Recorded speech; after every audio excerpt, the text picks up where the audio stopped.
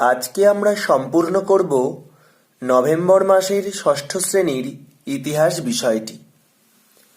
1 number, সঠিক শব্দ বেছে নিয়ে শূন্যস্থান পূরণ করো।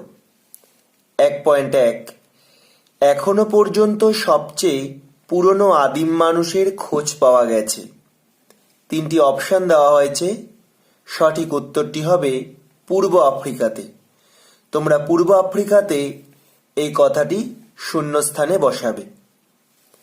1.2 মেহেরগড় সভ্যতা আবিষ্কার করেন। 3 জনের নাম দিয়েছে জাফরাসোয়া জারিজ, চার্লস ম্যাসন, দয়ারাম সাহানি। সঠিক উত্তরটি হবে জাফরাসোয়া জারিজ। তোমরা শব্দটি এই শূন্যস্থানে বসাবে। 1.3 হরপ্পা সভ্যতা কোন যুগের সভ্যতা? প্রাক ইতিহাস, প্রায় ইতিহাস না ঐতিহাসিক? সঠিক উত্তরটি হবে প্রায় ইতিহাস যুগের সভ্যতা। 2 নাম্বার, ক স্তম্ভের সাথে খ স্তম্ভ মিলিয়ে লেখো। বাম দিকে আছে ক স্তম্ভ এবং ডান দিকে আছে খ স্তম্ভ। আমরা জানি বন্দরনগর লোথাল, বৃহৎ স্নানাগার আছে মহেঞ্জোদারোতে এবং উঁচু এলাকা সিটাডেল। তোমরা পাশে পাশে উত্তরে লিখতে পারো, নয়তো বাম স্তম্ভের সাথে ডান স্তম্ভ মিলিয়ে নেবে। 3 নাম্বার, বেমানান শব্দটি খুঁজে লেখো। 3.1 সংহিতা, মহাকাব্য, আরণ্যক, উপনিষদ। এখানে বেমানান শব্দটি হচ্ছে মহাকাব্য। 3.2 ব্রহ্মচর্য, গার্হস্থ্য, বানপ্রস্থ, ব্রাহ্মণ। এখানে বেমানান শব্দটি হচ্ছে ব্রাহ্মণ। 3.3 বিদত, সভা, সমিতি এবং রত্নিন। এখানে ব্যতিক্রমী অর্থাৎ বেমানান শব্দটি হচ্ছে রত্নিন। 4 নাম্বার, সত্য বা মিথ্যা নির্ণয় করো। 4.1 দক্ষিণ ভারতের একমাত্র মহাজনপদ ছিল অশোক। এই বাক্যটি সত্য। তোমরা এর পাশে সত্য লিখবে। 4.2 চন্দ্রগুপ্ত মৌর্য শেষ জীবনে বৌদ্ধ হয়ে যান। বাক্যটি ভুল আছে, অতএব আমরা মিথ্যা লিখব।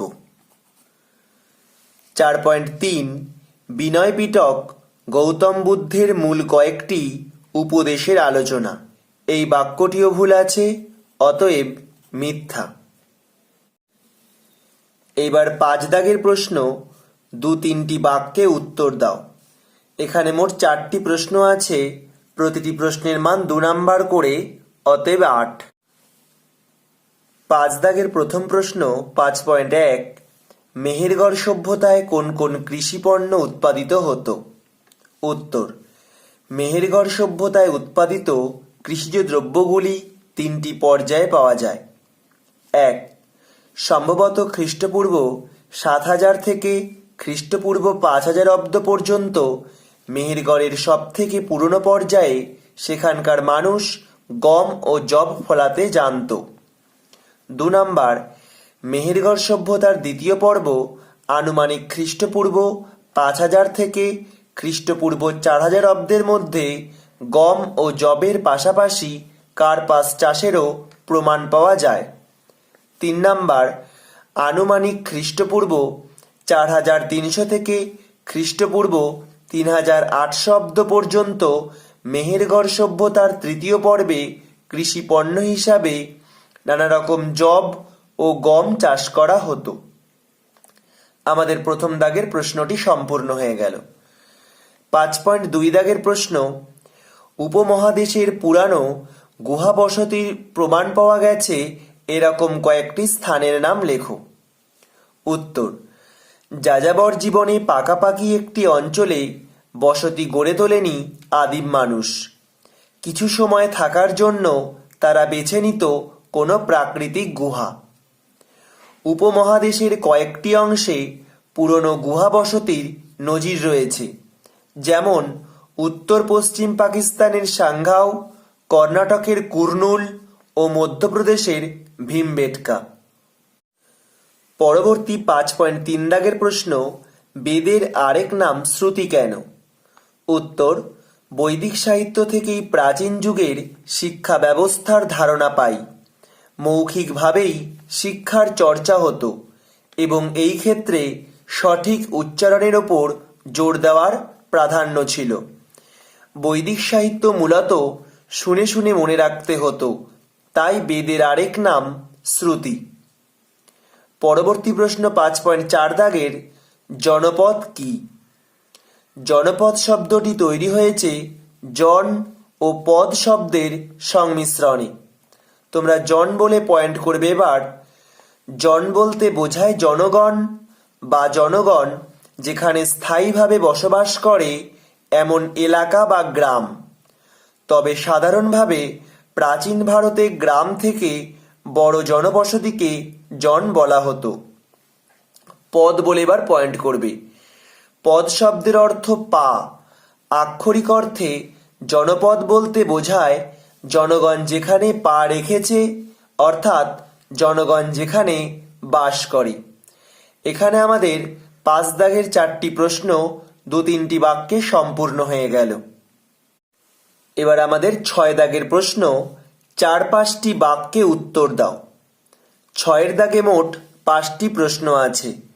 প্রতিটি প্রশ্নের মান 3 নাম্বার করে, অতএব এই 5টি প্রশ্নে 15 নাম্বার। 6 দাগের প্রশ্ন 6.1, মেগালিথ কি?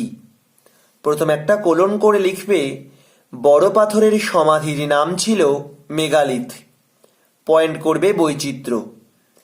মেগালিথগুলির বিভিন্ন বৈচিত্র্য প্রকাশে কোথাও আকাশের দিকে তাকানো, কোথাও বৃত্তাকারে সাজানো, কোথাও অনেকগুলি পাথরের উপর একটি বড় পাথর সাজানো, কোথাও পাহাড় কেটে গুহার মতো বানানো মেগালিথ দেখা যায়।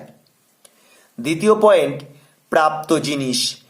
মেগালিথগুলি থেকে মানুষের কঙ্কাল ও জীবিতকালে ব্যবহার করা জিনিসপত্রের পাশাপাশি লোহা, সোনা, রূপো, ব্রোঞ্জের নানা জিনিস, কালো লাল মাটির বাসন, পোড়ামাটির জিনিস ও অন্যান্য জীবজন্তুর হাড় পাওয়া গেছে। 3 নম্বর পয়েন্ট, মেগালিথ কেন্দ্র। কাশ্মীরের বুরজাহোম, রাজস্থানের ভরতপুর, মহারাষ্ট্রের ইনামগাঁও বিখ্যাত মেগালিথ কেন্দ্র হলেও মেগালিথগুলি বেশি দেখতে পাওয়া যায় দক্ষিণ ভারতে। 4র্থ পয়েন্ট, গুরুত্ব। প্রথমত, মেগালিথগুলিতে ব্যবহৃত জিনিসগুলি দেখে বোঝা যায় সমাজে ধনী দরিদ্র ভাগ ছিল। দ্বিতীয়ত, মেগালিথগুলি থেকে জানা যায় যে কোনো কোনো জায়গায় একই পরিবারের সব সদস্যকে একসঙ্গে সমাধি দেওয়া হতো। এবার 6.2 দাগের প্রশ্ন, জাতকের গল্পের মূল বিষয়বস্তু কি? উত্তর, বৌদ্ধদের ধর্মগ্রন্থ ত্রিপিটকের মধ্যে জাতকের কিছু গল্প রয়েছে। বৌদ্ধ সাহিত্যে জাতকের গল্প বিশেষ প্রাধান্য সূচক। পয়েন্ট করবে মূল বিষয়বস্তু। মনে করা হয় গৌতম বুদ্ধ আগেও নানান সময়ে জন্মেছিলেন। সেই আগের এক একটি জন্মের কথা জাতকের এক একটি গল্পে বলা হয়েছে। পালি ভাষায় বলা ও লেখা 500-র বেশি জাতকের গল্পের প্রত্যেকটিতেই কিছু উপদেশ রয়েছে। জাতকের গল্পের মূল বিষয় সাধারণ মানুষের মধ্যে ধর্মপ্রচার। কিছু পশু পাখিরাও জাতকের গল্পে চরিত্র হিসাবে উঠে এসেছে। এই গল্পগুলি সেই সময়ের সমাজ বিষয়ে নানান ধারণা দেয়। 6.3 দাগের প্রশ্ন, টিকা লেখো অর্থশাস্ত্র।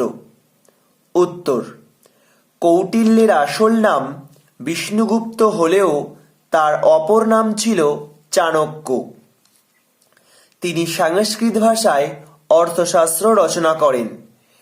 খ্রিস্টপূর্ব 3য় শতক নাগাদ গ্রন্থটির কিছু অংশ লেখা হলেও লেখাটির কাজ সম্পূর্ণ হয়েছিল খ্রিস্টীয় 1ম ও 2য় শতক নাগাদ। প্রথম অংশটি লেখার পর পয়েন্ট করবে বিষয়। অর্থ শব্দের মানে টাকা বা কড়ি হলেও এই বইতে তার কোনো বিষয় নেই। রাজনীতি নিয়ে আলোকপাত করা এই বইতে রাজার কি করা উচিত ও রাজকার্যের সমস্ত বিষয়ে খুঁটিনাটি আলোচনা করা হয়েছে। দ্বিতীয় পয়েন্ট, লিখিত রূপ। অর্থশাস্ত্র বইতে লেখা রয়েছে, 1 নম্বর দিয়ে লিখবে বাদিকের কোণায়, রাজা হলেন দেশ শাসনের কাজে নিযুক্ত প্রধান ব্যক্তি। দেশের মধ্যে রাজার কথাই শেষ কথা। 2 নম্বর, রাজকার্যের নির্দিষ্ট প্রয়োজনে রাজা ছলচাতুরিও করতে পারেন। প্যারা চেঞ্জ করে লিখবে, অর্থশাস্ত্রে রাজনীতি বিষয়ক আলোচনার পাশাপাশি সমকালীন রাষ্ট্র ব্যবস্থা, সমাজ, অর্থনীতি প্রভৃতির উপরেও বিস্তৃত বর্ণনা রয়েছে। এই বই থেকে মৌর্য আমলের ইতিহাসও জানা সম্ভবপর হয়েছে। 6.4 দাগের প্রশ্ন, মৌর্য সম্রাটরা গুপ্তচর কেন নিয়োগ করতেন? উত্তর, প্রশাসনিক কর্মীগণ এবং সেনা ছাড়াও মৌর্য শাসন ব্যবস্থায় গুরুত্বপূর্ণ অঙ্গ ছিল তার গুপ্তচর বাহিনী। মৌর্য সম্রাটরাই প্রথম গুপ্তচর নিয়োগ করেছিলেন। গুপ্তচরেরা সন্ন্যাসী, ছাত্র, ব্যবসায়ী, ভিখারিনী প্রভৃতি অনেক ছদ্মবেশ ধরে কাজ করত। সম্রাট অশোক সাম্রাজ্যের খবর সংগ্রহের জন্য প্রতিবেদক নামে এক শ্রেণীর রাজকর্মচারী নিয়োগ করেন। গুপ্তচরদের মাধ্যমে সাম্রাজ্যের সব খবর সম্রাটের কাছে চলে আসত। এবার মূল পয়েন্ট করবে গুপ্তচর নিয়োগের কারণ। 1 নম্বর পয়েন্ট, সাব পয়েন্ট, সংবাদ সংগ্রহ। সাম্রাজ্যের বিভিন্ন অংশের খোঁজ খবর জোগাড় করার জন্য মৌর্য সম্রাটরা গুপ্তচর নিয়োগ করতেন। দ্বিতীয় পয়েন্ট, সজাগ দৃষ্টি। বিদেশি রাজ্যের খবর, রাজ্যে অচেনা বা সন্দেহজনক লোকজনের উপস্থিতি, রাজকর্মচারী এমনকি রাজপুত্রদের ওপর সজাগ দৃষ্টি রাখার জন্য গুপ্তচরদের নিয়োগ করা হতো। 6 দাগের শেষ প্রশ্ন, 6.5, টিকা লেখো হর্ষচরিত। প্রথম পয়েন্ট, রচয়িতা। পুষ্যভূতি বংশের শ্রেষ্ঠ শাসক ছিলেন হর্ষবর্ধন। তার সভাকবি বাণভট্ট হর্ষচরিত কাব্য রচনা করেন। দ্বিতীয় পয়েন্ট, প্রকৃতি। হর্ষচরিত হল একটি প্রশস্তিমূলক কাব্য, অর্থাৎ এই কাব্যে হর্ষের কেবল গুণগান করা হয়েছে। তৃতীয় পয়েন্ট, বিষয়। এই কাব্যে হর্ষের গুণগান করার পাশাপাশি পুষ্যভূতিদের রাজত্ব ও তার ইতিহাস আলোচনা করা হয়েছে। হর্ষচরিত প্রকৃতপক্ষে হর্ষবর্ধনের আংশিক জীবনী, কারণ হর্ষচরিতের শেষ অংশে বাণভট্ট হর্ষের বোন রাজ্যশ্রীকে ফিরিয়ে আনার ঘটনার মাধ্যমে হর্ষচরিত শেষ হয়েছে। হর্ষের গুণগান করতে গিয়ে বাণভট্ট এই কাব্যে হর্ষের বিরোধী পক্ষ শশাঙ্ককে অনেক ছোট করেছেন। প্যারা চেঞ্জ করে লিখবে, যদিও হর্ষচরিতকে কখনোই নিরপেক্ষ ঐতিহাসিক উপাদান বলা যায় না।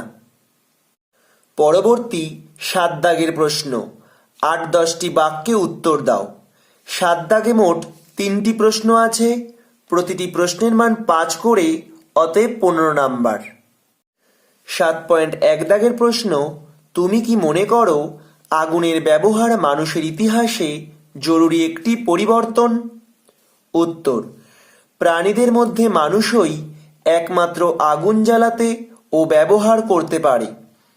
মানুষ প্রথমে প্রকৃতিতে আগুনের দর্শন পেলেও চকমকি জাতীয় পাথরের ঠোকাঠুকিতে প্রথম আগুন আবিষ্কৃত হয়েছিল। প্যারা চেঞ্জ করে লিখবে, আমি মনে করি সভ্যতার ইতিহাসে আগুনের আবিষ্কার মানব জীবনে এক জরুরি পরিবর্তন। এর কারণস্বরূপ বলা যায়, 1 নম্বর পয়েন্ট, শীতের হাত থেকে রক্ষা। মানুষ প্রথম দিকে প্রচণ্ড শীতের মধ্যে কষ্ট পেত। আগুনের ব্যবহার শুরু হওয়ার পরে মানুষ আগুন জ্বেলে প্রচণ্ড শীতের হাত থেকে নিজেকে বাঁচানোর উপায় শিখেছিল। নম্বর পয়েন্ট, আত্মরক্ষা। আদিম মানুষ বন্যজন্তুর হঠাৎ আক্রমণে মারা যেত। তারা দেখেছিল আগুনকে বন্যজন্তুরা ভয় পায়, তাই রাত্রে গুহার মুখে তারা আগুন জ্বালিয়ে রাখত। এইভাবে বন্যজন্তুর হঠাৎ আক্রমণ থেকে তারা নিজেদেরকে রক্ষা করতে শিখেছিল। 3 নম্বর পয়েন্ট, খাবার অভ্যাস। সভ্যতার উন্নতির পর্যায়ক্রমিক ইতিহাসে আগুনের ব্যবহার শুরু হলে কাঁচা খাদ্যদ্রব্য গ্রহণের অভ্যাস তাদের বদলে যায়। তারা পরিবর্তে খাবারকে আগুনে ঝলসে খেতে শুরু করে। 4 নম্বর পয়েন্ট, দৈহিক পরিবর্তন। আগুনে পোড়ানো ঝলসানো নরম মাংস খাওয়ার ফলে চোয়াল সরু হয়ে এলো, সামনের ধারালো উঁচু দাঁত ছোট হয়ে গেল। পরবর্তী 7.2 দাগের প্রশ্ন, বৈদিক যুগের ব্যবসা বাণিজ্য কেমন ছিল? উত্তর, বৈদিক যুগের ইতিহাসে আদি বৈদিক যুগে ব্যবসা বাণিজ্যের বিশেষ চল ছিল না, তবে পরবর্তী বৈদিক যুগে বাণিজ্যের প্রসার ঘটেছিল। 1 নম্বর পয়েন্ট, আদি বৈদিক যুগের ব্যবসা বাণিজ্য। এই যুগে পশুপালনের উপর সমাজ বিশেষভাবে নির্ভর ছিল বলে গবাদি পশুর গুরুত্ব অনেকটাই প্রাধান্য পেত। বাণিজ্যের কেন্দ্রবিন্দু ঘোড়ার চাহিদাকে সম্পদ হিসাবে ব্যবহার করা হতো। প্যারা চেঞ্জ করে লিখবে, কাঠ, চামড়া, ভেড়ার লোম অনেকটাই ব্যবসায় কেন্দ্রিক ছিল। টানা ও পোড়েন 2 রকম সুতো কাপড় বোনায় ব্যবহৃত হতো। সোনার গয়না ও তামা দিয়ে তৈরি কৃষিজ যন্ত্রপাতি অনেকটাই স্বনির্ভরমূলক ছিল। প্যারা চেঞ্জ করে, ব্যবসা বাণিজ্যের বিশেষ উল্লেখ না থাকলেও জীবনধারণের তাগিদে প্রত্যেকেই কোনো পেশায় নিযুক্ত ছিল। সমুদ্রে বাণিজ্য ছিলই না। জিনিসপত্রের বদলে জিনিস দিয়ে বিনিময় প্রথায় কেনাবেচা চলত। 2 নম্বর পয়েন্ট, পরবর্তী বৈদিক যুগের ব্যবসা বাণিজ্য। পরবর্তী বৈদিক যুগে কৃষি হয়ে উঠেছিল প্রধান ভিত্তি। জীবনধারণের প্রয়োজনে কাঠ ও তামা দিয়ে তৈরি উন্নত লাঙলের ফলায় গঙ্গা যমুনা দোয়াব অঞ্চলে পাকাপাকিভাবে কৃষিকার্যে সক্রিয় হয়ে ওঠে। কখনো বন পুড়িয়ে, কখনো বা লোহার অস্ত্র দিয়ে বন কেটে গম ও ধানের চাষ ব্যাপকভাবে বা পাকাপাকিভাবে শুরু হয়। প্যারা চেঞ্জ করে, এছাড়াও কুমোর, কামার, জেলে, রাখাল, ধনুকের ছিলা ও তীর তৈরির বিভিন্ন কারিগর নিজ নিজ পেশায় যুক্ত ছিল। সমুদ্রে বাণিজ্য না থাকলেও বিনিময় প্রথার মাধ্যম হিসাবে গরু ছিল বিশেষ চাহিদাভিত্তিক। এছাড়া নিষ্ক ও শতমান মুদ্রার মতো করে ব্যবহার করা হতো। আজকের শেষ 7.3 দাগের প্রশ্ন, নব্য ধর্ম আন্দোলন কেন গড়ে উঠেছিল? উত্তর, খ্রিস্টপূর্ব 6ষ্ঠ শতক নাগাদ ধর্মের নামে আড়ম্বর অনুষ্ঠান ও জাতিভেদ বেড়ে যাওয়ায় এর প্রতিবাদে নব্য ধর্ম আন্দোলন শুরু হয়। ব্রাহ্মণ্য ধর্মের গোড়ামির বদলে নতুন সহজ সরল ধর্মের খোঁজ শুরু হয়েছিল। সেই চাহিদা পূরণ করেছিল জৈন ও বৌদ্ধ ধর্ম। এই আন্দোলন গড়ে ওঠা সৃষ্টিতে বেশ কয়েকটি কারণ ছিল। 1. সামাজিক কারণ। বৈদিক সমাজে সব সুবিধা ভোগ করত ব্রাহ্মণরা। এর ফলে ক্ষত্রিয় ও বৈশ্যদের মধ্যে ক্ষোভ জমতে থাকে। নিজ মর্যাদা ও অধিকার ফিরে পেতে তারা অন্য ধর্মের প্রতি আকৃষ্ট হয়। 2 নম্বর পয়েন্ট, রাজনৈতিক কারণ। এই সময় সৃষ্টি হওয়া গণরাজ্যগুলির ফলপ্রসূত ব্যক্তি স্বাধীনতার সুযোগ বৃদ্ধি পায়। বর্ণ ও জাতিভেদ প্রথার কঠোরতা কমে আসে। 3 নম্বর পয়েন্ট, অর্থনৈতিক কারণ। বৈদিক যুগে কিছু বণিকরাই সব সুবিধা ভোগ করত। এই সময় লোহার তৈরি কৃষি সরঞ্জামের সাহায্যে নতুন ভাবনার উদ্ভব ঘটে। কৃষক ও বণিকরা মিলিতভাবে ব্রাহ্মণ্য ধর্মের বিরোধিতা করে। 4 নম্বর পয়েন্ট, কুসংস্কার। ব্রাহ্মণরা সমুদ্রযাত্রাকে পাপ হিসাবে দেখত। তাছাড়া সুদ নেওয়া ব্রাহ্মণ্য ধর্মে নিন্দার বিষয় ছিল। ব্রাহ্মণ্য ধর্মের ভ্রান্ত নীতি ও কুসংস্কারগুলি নব্য ধর্ম উত্থানের পটভূমি গড়ে দেয়। 5 নম্বর পয়েন্ট, নতুন সহজ সরল ধর্মের সন্ধান। খ্রিস্টপূর্ব 6ষ্ঠ শতকে যাগযজ্ঞ ও আচার অনুষ্ঠানের পরিবর্তে তারা সৎ চিন্তা এবং আচরণের মাধ্যমে ঈশ্বরের করুণা লাভে সচেষ্ট হয়। এই চিন্তাধারা নব্য ধর্ম আন্দোলনের উত্থান ঘটাতে সাহায্য করেছিল। এখানেই শেষ হয়ে গেল নভেম্বর মাসের কম্বাইন্ড টাস্কের 6ষ্ঠ শ্রেণীর সম্পূর্ণ ইতিহাস উত্তরটি। ভিডিওটি তোমাদের কেমন লাগলো অবশ্যই কমেন্ট করবে। যদি ভালো লাগে একটি লাইক করবে, বন্ধুদের বেশি করে শেয়ার করবে।